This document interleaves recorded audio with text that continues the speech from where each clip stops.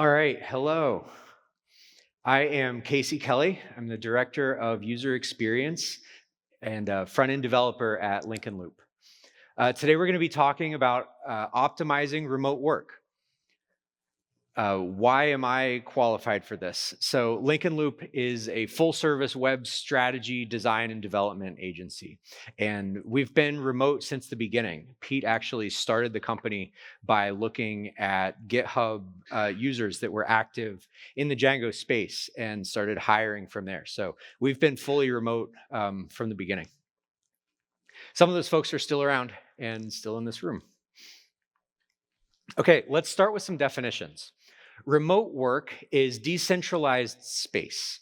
So working remotely is the ability to work from a coffee shop or from your basement, not meeting together in an office and not being able to sit across the table from somebody and have a conversation. Async work is a little bit differently. Async work is decentralized time. So the ability to not even maybe be able to have a phone call and have to rely on things like text-based communication over hours or days instead of that getting that immediate feedback. So we are all here in this room because of open source software. And open source software can only exist and can only be successful when remote work and asynchronous work is used well. So we have this down. We've been doing this for a long time. We contribute to and we benefit from open source projects. And in general, online, we get by being good people. You know, it's a pretty low bar to just not be awful in the YouTube comments section, right? So our level of comfort in this space bleeds into other parts of our lives because we do this so much. Even things like the very offline hobbies that we have, like I'm a scuba diver and I play music. I will seek out those communities online just because I'm very comfortable with that. And it makes us feel like we're not alone. You know, we make friends that way. Oh, no audio, come on. You want to go do karate in the garage? Yup. Anyway, we are very good at this. We've learned a lot on our own just by being terminally online. Individually, we're very good at it. But what happens when we're managing a project with a team of our peers? What happens when we have an open source project that's becoming popular and other people are beginning to look to you for leadership? What happens when maybe you're not in leadership, but you just want to level up by working better together with the people in your community? Or often, our clients and our stakeholders and the people that we report to might not be as good at this as we are. So, how do we do status reports? How do we communicate progress? If you're an agency or a contractor, how do you communicate budgets and timelines and burn rates? How much communication is just enough? It's a lot to take in, and these skills don't come naturally. So here's the thing. Maintaining emotional guardrails, maintaining productive focus across time zones, and a healthy sense of community, these things are hard. They're harder than just being good people online. Asynchronous text-based communications is difficult, and it's a skill that we have to develop. Whether that's in GitHub or Slack or email, whatever the medium is, it's a skill. So that's what we're going to try to tackle today. There are a lot of reasons that a project can go off the rails. Teams can erode because of one disgruntled person. Clients can be surprised by an invoice, and that immediately reduces trust. In open source, unanswered PRs can really derail a project pretty quickly. So how do we go from herding cats to managing an effective team? The first step is to set expectations. We have to define the relationship in the early stages of a project. The early stages are high risk for both sides because you have to figure out if you're going to be able to work well together. We try to do that in the agency world with contracts. But contracts can be very one-sided. You write a contract to protect yourself and to sort of set the really high-level guardrails on a project. But really, when it comes down to it, not everybody reads your contracts, especially the people that you might actually be working with day to day. Contracts might be read by the people in charge, the people writing the checks, but you really have to do a lot more interpersonal communication with the people that you're going to be working with more closely. So the emotional labor that we put in here is really important. We have to remember that we are the experts at this. This is new to our clients, our stakeholders, and sometimes even our peers. So we have to get that initial handshake right.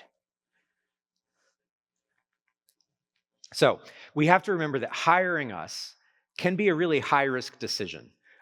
Sometimes, hiring a big team is expensive. It can be a major spend for that company for a span of months or years. So we need to make the person who made that decision, the person who really vouched for us and helped us land that job, we have to make them look like the smartest person in the room when we are not around. So how do we do that? The key here is to demonstrate a deep understanding of the business problems that we're hired to solve. So as we're developing this initial relationship with our clients and our stakeholders, we need to ask questions in a way that refine our own understanding of those major business problems. We're not just here to make software.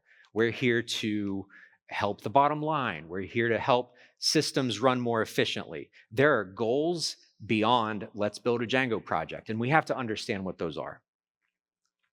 So when you can show that you understand the business problems, you'll build trust. And that will help you to do your best work. It will help to maintain that relationship so that when things go wrong, you have somebody on your team. So just as a quick example, sometimes we'll get overly prescriptive clients that will come to us and say, we've got this technical problem. We want you to migrate from this front-end framework to this front-end framework. And in that very early stage of the process, we'll do what we're told. We'll do what we're asked to do. But as the project unfolds, as things develop, maybe they might have been a little off the mark in what they initially asked for. And we can say, well, it might be a good idea now to go in this different direction. You'll get more bang for your buck this way. But you have to build that trust first. So how do we begin this relationship with a solid start and then instill confidence? Going backwards. Okay, so let's talk about meetings. The first step in developing this relationship and putting up the guardrails for a project is to develop the cadence of these initial meetings. So be strategic about when you schedule them. We like to set up recurring Google events to have these meetings between our sprints. So on the current project that I'm on, we meet every 2 weeks. So in agency land, it's really important to set these things up. But I'd also argue that for open source projects or internal projects or things that aren't like your main day-to-day job, it can be even more important to set a date on the calendar for this is when we have deadlines, this is how we'll actually make progress, because things can go off the rails if life gets in the way. So putting something on the calendar, trying really hard not to move those dates is important. It sets the rhythm of the work. So these meetings are for demos. You want to show what you've done the last couple of weeks, plan for the next couple of weeks, and summarize the individual communications that have happened among members of the team, whether that's internally or with individuals at the other side. Really, it's a time to summarize, here's what we've done, here are the decisions that we've made offline, just to make sure that everybody's on the same page. This is not a time for bad surprises. Never come into these meetings blocked. Make sure that if you are blocked, you're having those conversations elsewhere and then coming in to talk about your successes. Ideally, these scheduled meetings are for everything is going well. So you try to just make sure that that happens. For meetings like this too, we want to respect everybody's time, especially for these meetings where you might have more people in the room than the individuals who are actually working on things. Make sure you don't go over on time. When you are going over, let's say you've got somebody finally sitting down in front of you and they're hard to catch and you want to go over some features or things, give everybody else an out. If there are people involved in the meeting that don't really add value, then let them go. Say, if you've got other things to do, by all means, we'll catch you next time. So respect everybody's time. Along with that, don't invite folks on your team who don't necessarily need to be there. I like to summarize meetings for my team members, and they appreciate that too. So if they're not going to add value, or they're not going to get anything out of it, by all means, don't make the meeting more expensive than it has to be. So along those lines, absolutely bill for meetings. If you're in the type of business where you're estimating work and you're estimating projects, you have to include meeting time in those estimates, because you're sitting at your chair. You wouldn't be doing this otherwise. So, the time that a project takes isn't just the time that your fingers are on the keyboard typing code. This is all part of it. So make sure that type of thing is worked into your estimates. Okay, finally with meetings, be presentable. It's very important, especially at the early stages of a project, that you take your entire surroundings into account. If you went to a job interview, you'd want to look your best, right? And in a video call, everything around you, your audio video setup, your lighting, your background is all part of your presentation. So consider that as if you're presenting yourself in person. That's all part of the same thing. I like to look at it, I'm a designer, and oftentimes people will pay designers because they want to look cool, right? And so if I show up and you can see a huge bag of cat food in my background, I'm not doing something right. So you think about it like if you went to a barber shop and you saw two dudes there, one who's got a bad haircut and one who's got a good haircut, you're going to go to the guy who's got a good haircut, right? So nobody wants to hire a designer with a messy desk. Okay, so that said, also set the expectation that it's completely fine to turn the video off. Video is something that we ran into in COVID when our kids were on video calls and they don't know how to do this stuff. It's kind of an intrusion into your home. When you get other people walking around, when there's noises, hitting the mute button isn't always, something that comes naturally. So it can be really performative in a way that just being on audio is not. So there are no hard and fast rules for this, but just make sure that you're setting the right expectations for your team and being cognizant of those differences. So when should we schedule extra meetings? Nobody likes to attend meetings that they don't feel that they add value to, right? So when should you schedule extra meetings? When someone is confused or frustrated, when you start to get the sense that someone's not happy, I am much quicker to say, hey, let's jump on a quick call and talk about this, because it's so much easier to diffuse frustrations or anxieties in person. You can actually get a real color of the person that way, and I personally, I just find that much more effective than trying to go back and forth in email, which can be, kind of cold. So when should you not schedule extra meetings? Anytime you've got short questions, lean into async as much as possible. It's good for leaving a paper trail. It's good for searchability later. If you've got a video meeting, you might not always have the answers. You don't always take great notes that way. So if you can keep things in text that you might like to keep archived, that's always going to be better. You can also keep things thoughtful and concise that way. You can revise a paragraph, even a Slack message.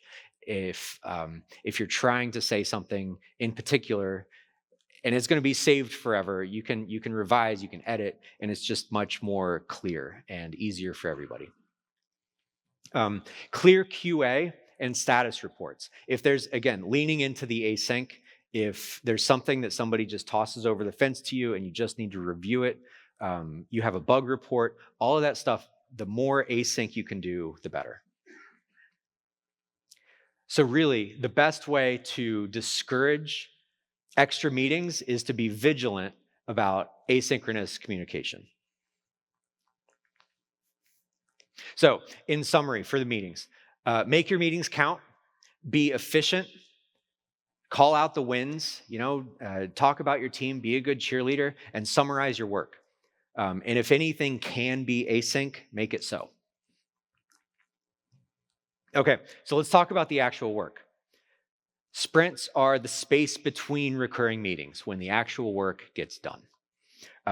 Personally, I don't like sprints. I don't like the term, because in a real sprint, you've got runners, most people lose, and everybody's winded at the end of it. I would much prefer to call it something that is more indicative of a work-life balance that I would appreciate, but sprints is the word we have, so that's what we're going to use.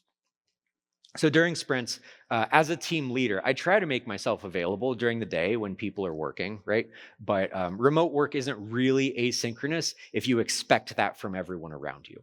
So there's always a balance with working asynchronously to not, ping somebody over and over and over again, unless it's super important. Don't abuse the little red dot on Slack. So if you expect immediate responses, it's not going to go well. And, if you work across time zones, that sort of thing is kind of baked into it. You can't avoid it. So, so when you've got people across different time zones, it does kind of help to set that culture for everybody.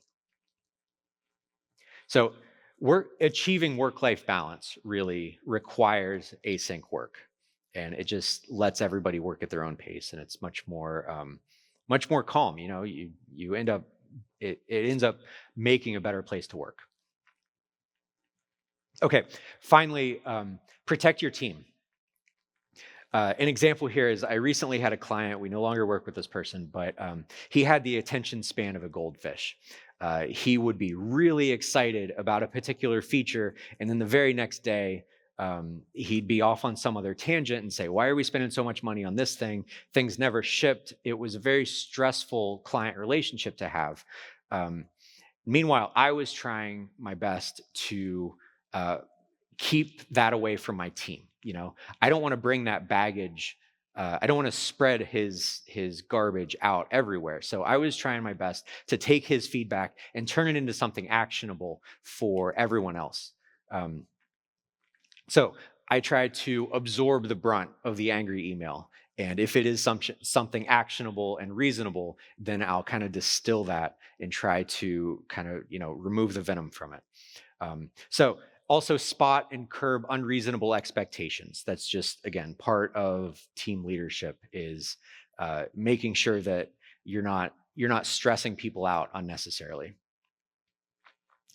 No client is worth losing a good engineer over. So as someone in a team leadership position, that's just something to keep in mind. But this isn't just for leadership roles. Every interaction that you bring to your work brings a certain color and temperature with you, and it affects everyone around you. So take care of yourself. If you find yourself bringing an ugly shade of red with you, calm down, take a break. Don't respond emotionally, write that angry email and then delete it without sending it and try again later. Go out and touch grass. When you're working asynchronously, you should be able to take breaks. That's all part of it. So everything you do in async communications, any sort of text-based or video work, whatever, is painting a picture of you and your entire team in a certain hue. So just be aware of the colors that you're painting into the world. So my most important point here about the work is if somebody has to ask you for a status update, you're not doing enough. You have to be clear and be transparent about your work. Make your breadcrumbs easy to follow between the different tools that you use, because most of the time, different tools that we use have different audiences. You'll write PRs in a different way than you will respond to a Jira ticket because those things have completely different audiences. So that's kind of English class 101, but we forget sometimes when we're working, in our basement on our computers that we've got other people on the other end of the line. So in summary, be focused, clear, and transparent, and recognize the color that you bring to your interactions, and really take care of yourself and be kind to yourself. Okay, so let's get into the actual tools that we're using day to day. The project that I'm currently working on uses Teams, Microsoft Teams, GitHub, and Jira, which they're fine. All these tools are fine. We all have our preferences, right? And in agency land, we are often dropped into clients that already have their own systems set up. And we try to not add friction by insisting on using the tools that we're familiar with. So whatever it is they want to use, we'll deal. And sometimes if I'm on two projects, that might mean I've got Teams and Slack open, having these different contexts for different things. So be flexible. But if you are in the fortunate position to make decisions about these tools for your team, the only thing I'll say about that is make sure that your tools all work well together. If you're using GitHub and Jira, make sure that you've got those integrations tied together so that you've got those breadcrumbs that can tie back and forth easily. All these tools have APIs. It's certainly easier to stay in the same ecosystem, but it's possible to sync it all up. So everything that you write in all these tools, consider your audience and purpose. I just mentioned that, but let's dive into some of the tools that we use. So everybody knows what a PR looks like. For this project, PRs are internal. Our client doesn't review our code. They have developers on staff, but they have completely trusted us with this particular product. So they're not really in the weeds in the code. So this PR, what is this? Okay, I made sure that I spell out the QA, this is how you fix this bug, or I paste in URLs, go exactly to this spot to recreate this problem, and give full context for here's what I'm trying to solve, here's where I am.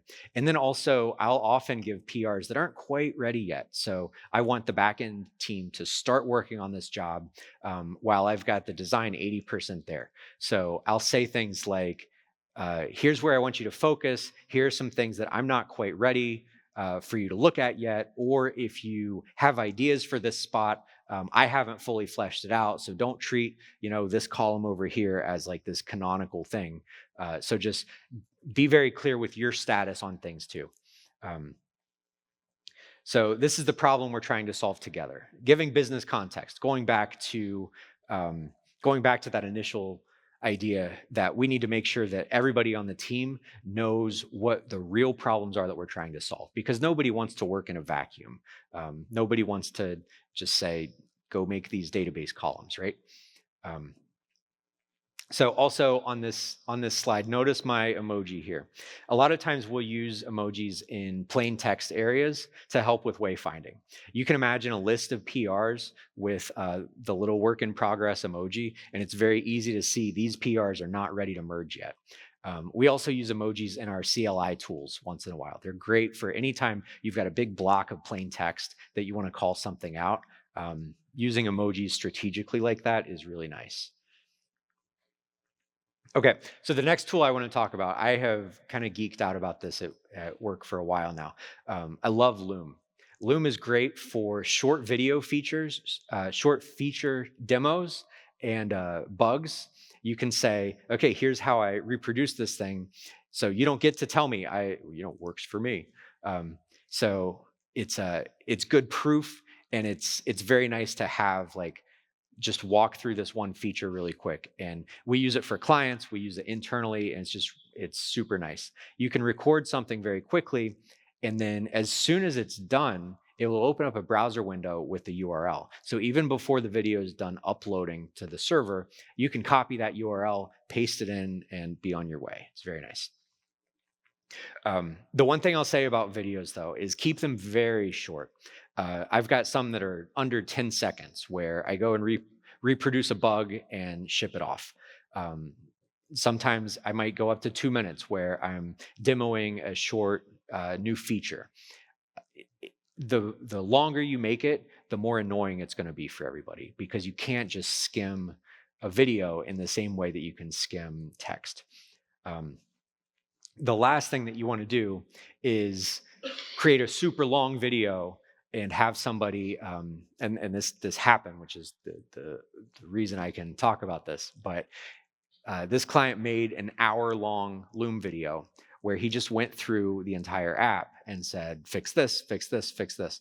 So it took me a couple hours to hit pause, take notes, try to scribble down the URL that's, real small at the top of the video screen. It was just such a nightmare. So I did that for my team exactly once, and then I told the client never do that again. Okay, so you've recorded your video. It'll give you an immediate URL, which is great. And it's got the other nice thing about Loom is they've got just enough editing tools. So they've got some AI features where you can just hit a button and it will trim out all your verbal tics and spaces. So if you've got something loading in a terminal window and you're waiting and waiting and waiting, you can just hit a button and it'll trim all that out. It'll also process your transcript through AI so that it sounds a bit more like real language instead of a choppy video transcript. So it's really nice in that regard. Breadcrumbs are really important here too. You really want to paste in your links. If you mention things in the video that are on live URLs, paste in the links in the comments and things like that. And also paste links to the video itself in all the tools necessary. So if you've got people that use Jira and people that use GitHub, make sure that all your tools are up to date. So being precise and concise at this stage makes for a more pleasant experience for the whole team, and it makes everybody as efficient as possible. So you've written a great pull request. You've recorded a Loom demo. It's time for facing the client, which is yet another audience to think about. So you leave a comment in Jira, you change assignments and link it all together. Make sure that the statuses across all your tools are up to date because everybody who uses their particular tool needs to be able to trust that it's all in sync. So that's the day-to-day. But the bigger picture here is important too. Point releases are a great way to give a high-level overview of the life of a project. A week of work might be condensed to a single bullet point. And this is a type of communication that is important as a project has a long history, and also with projects that might have stakeholders that aren't in the weeds with you. So it's really nice to be able to trust this data as well and have it concise and accurate. So we use a tool called Town Crier to put up effective guardrails for our point releases to make sure they're accurate. So the way we do this is we protect the main branch, and then everything that is merged into the main branch of the code repo is happens in a PR. And then you're not allowed to merge the PR unless the tests pass. And so this all happens in GitHub Actions. So one of the tests that we have checks for a markdown file in the changes folder of the project. So anytime you want to merge a PR, you have to describe what is in it. So you have a markdown file that just describes very quickly what this PR does. So the way that happens is your file names have a syntax that organize the changelog. So this particular example, you can start the file name with a ticket number. So that will link back to Jira using settings that are just in the Town Crier settings. So you've got the ticket number there, and that'll populate the link. And then you can add feature or bug fix to the file name as well, and that will organize it chronologically under the right subheading in the changelog. So then once we've got that, the GitHub action will create a new release. So you can see here we're using the workflow from main, and we're going to create a patch release. and branch from the main branch, release it from the main branch. So that creates a commit that looks like this. It removes all the markdown files from the changes folder and appends that into the changes.markdown. And then the GitHub action will take that data from the changes markdown file and create the tag for the release. And so then that creates something like this. So that gives you all the right data to have your point release. And then once that's created, we can deploy to the server based on another GitHub action. So the other really nice thing about forcing this workflow is that biweekly status reports become a lot easier. I just make Google Docs with things like budget, timeline, the general health of the project, any blockers that we have, and I can just take screenshots of my point releases here to give a really nice summary of what we've done in the last couple of weeks. So most of the time, these aren't going to be read. That's the thing about these status reports is they're nice documents to have. They're a good, like, cover your butt documentation, but I don't spend a whole lot of time on them. They're for stakeholders who aren't necessarily in the day-to-day of the project. So finally, we need to record our time. We use Harvest. There's a lot of different time recording tools, time tracking tools. The important thing is to be able to record your time in a way that your clients can see, in your invoices. That's yet another audience. The people that are writing the checks need to be able to see what you've worked on. But also, the data has to be good for internal tracking to make sure that your estimates are good so that your estimates can be better the next time. And here in particular, this Harvest plugin will look at the URL of the page that you're on so that you can tie every hour that you log to a particular ticket. So that helps with the breadcrumbs, again, tying all this data together. Okay, I could spend a whole talk talking about Slack, but I'll try to be brief here.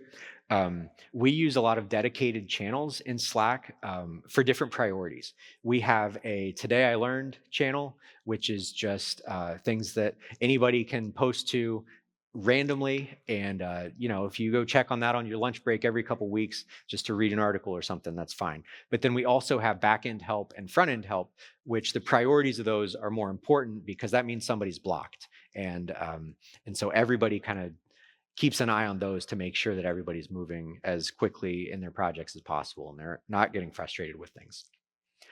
For client channels, we often have internal and shared client channels. And that's not just for we want to complain about the clients. It's oftentimes we have a lot of things to talk about that we don't necessarily need the clients to hear all that noise. So we've got the channels dedicated to the shared projects with the clients, and we just use those appropriately. As far as the culture stuff with Slack, avoid using DMs. Maintain a culture of transparency. Try to avoid keeping private conversations as much as possible. So if there's something that can be public, it should really be public. Likewise, avoid using the @channel directive where it pings everybody with a lot of noise. It is easy for things to get missed in Slack. So I understand the temptation to use channel for that sort of thing, but even still, if you're away from your desk, you might still miss it. So it's not always the best tool for the job. So when you consider using channel, maybe consider a different tool instead because things will get missed in Slack. So some of the other mediums that we use for this, we also have a Basecamp channel. This is used for more thoughtful, considered conversations that ought to happen over days or weeks instead of hours and minutes. This is not for chat. This is for things like, I've got this proposal, let's talk about it, let's rehash, do we really want to keep this client? Do we want to, what's our company retreat going to be this year? That type of thing. So conversations that are not day-to-day critical, but you need to be able to reference later. It's just much more archival. Otherwise, we use Notion. Notion is for documentation type communications, onboarding docs, company details, anything you might use a wiki for, where it's just the static data that we need to be able to reference for a long time. So if Slack is the town square, then Basecamp might be closer to a city council meeting. It's a little more formal, a little more archival, and Notion would be the library. And then there's email. Email is email. We all try to avoid it. Nothing important happens in email. Nothing internal happens in email. It's for sales and for dealing with folks who aren't in the day-to-day of the business.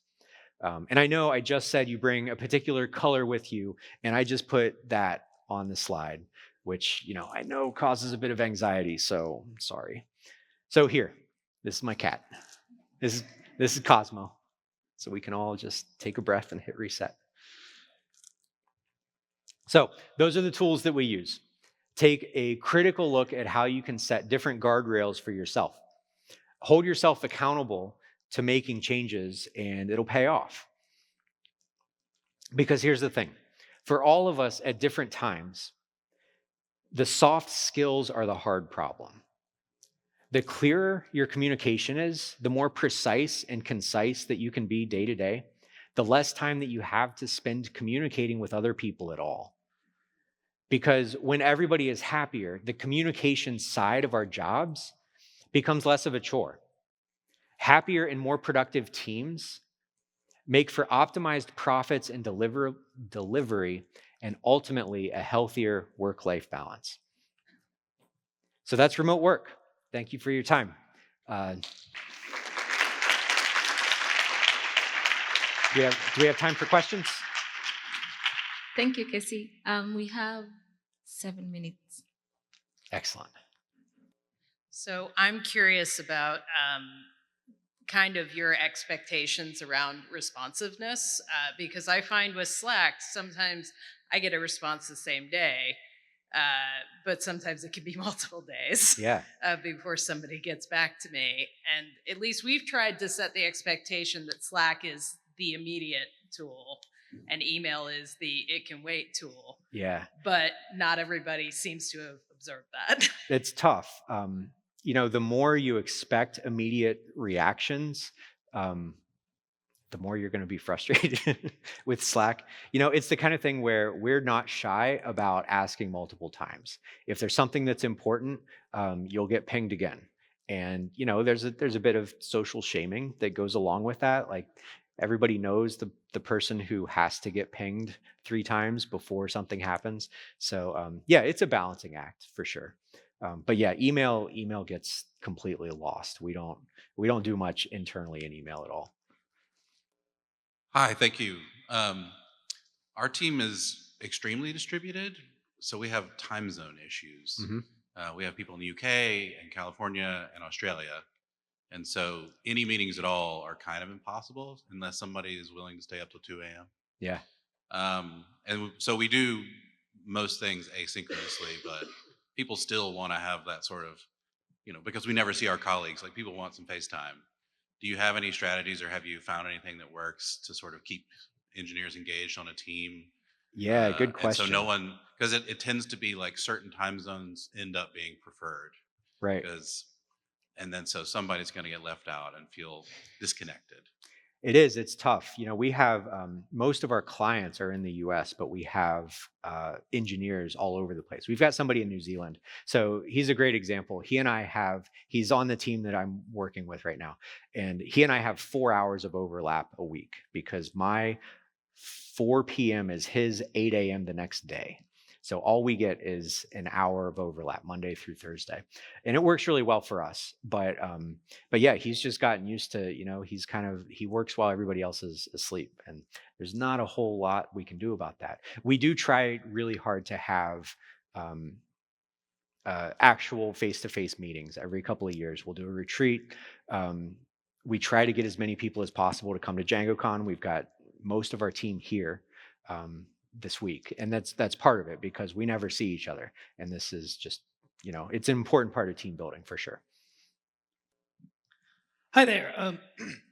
Sorry, I'm in a remote, pretty well distributed team too, and I think you touched on this a little bit, but I'm really curious what does and doesn't work. You said sprint, so I'm assuming some implication of daily stand-ups. The idea of putting all my developers in a room once a day and making them talk it just makes me want to barf. So I'm really curious, yeah. like, what have you done in terms of stand-ups? Do you ignore them? Do you do them in Slack? Do you use Basecamp? Like, what hasn't worked and what has? Yeah, so I think every one of the people that lead a team come up with their own cadence for that. The particular team that I'm on right now, we end up having fairly regular stand-ups. I'll catch Chris in New Zealand probably 2 or 3 times a week in a quick video chat just to say, what are you doing? What are you up to? Because oftentimes he'll end up doing work, and it's difficult to know where he left off if he's not leaving real notes. I can pull down his code, but I have to kind of hunt and peck. So it's important that I do actually talk to him occasionally. And every team's going to be different. We don't mandate that we have to have daily stand-ups. Oftentimes, if we've got a solid week worth of work and everybody can just go off and do their thing, maybe we catch up on Friday, and that's all we do. So yeah, there's no hard and fast rule, but it's kind of the thing where as in a leadership position, you have to do whatever you need to make your team effective. Good question. Anybody else? Yep. Yeah, go ahead. So thank you for that. So I just wanted to ask you, based on your experience, how does data science fit into your experience? I'm a data scientist, so Okay. that's why I ask. Yeah. What works and what doesn't, based on your I experience. have zero experience with data science. I'm a designer, so Okay. no, sorry. I imagine a lot of the skills can apply though. It's people are people, no matter what you're working on. So just make sure to stay focused with your team. So we have 2 minutes. Anyone has that question? Okay. Oh. How would you encourage people to get into those public channels and out of the DMs? If you had to make a public service announcement or something. It's a culture thing. You have to lead by example. Any sensitive conversations, I think, are still completely fine in DMs, but really sensitive conversations, I'd also argue, ought to be done in as face to face as possible. That should be a video call. It shouldn't be, throwing text over the fence at all. But yeah, it's kind of a lead by example. Make sure that you are doing as much in the public channels as possible.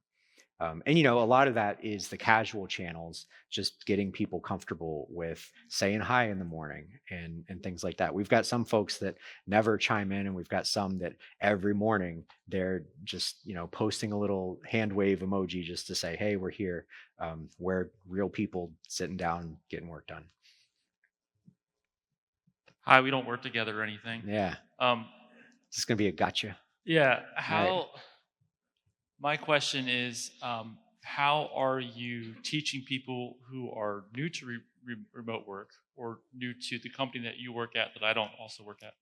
How are you setting the stage for the expectations and the culture? How are you communicating that so that someone sort of new to the company can figure out how to fit in and find their flow with you and be effective? Yeah, that's been an ongoing conversation with us for sure.